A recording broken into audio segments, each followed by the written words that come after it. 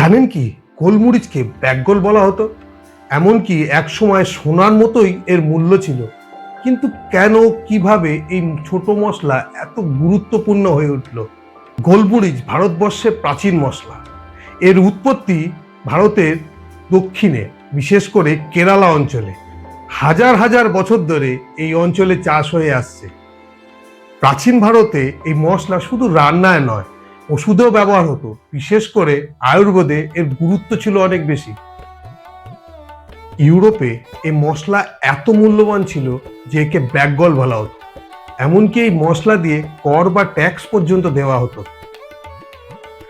ইউরোপে খাবার সংরক্ষণ ও স্বাদ বাড়ানোর জন্য এই মশলা খুব গুরুত্বপূর্ণ ছিল, তাই এর চাহিদাও অনেক বেশি হয়ে ওঠে। গোলমরিচের জন্যই প্রাচীনকালে অনেক বড় বড় বাণিজ্য পথ তৈরি হয়।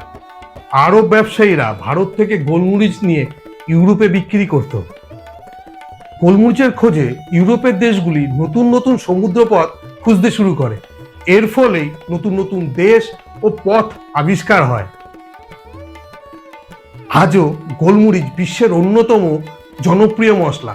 রান্না, স্বাস্থ্য, ওষুধে এর ব্যবহার উল্লেখযোগ্য। গোলমরিচ শুধু মশলা নয়, এটি ইতিহাস, ব্যবসা এবং মানুষের জীবনে গুরুত্বপূর্ণ অংশ।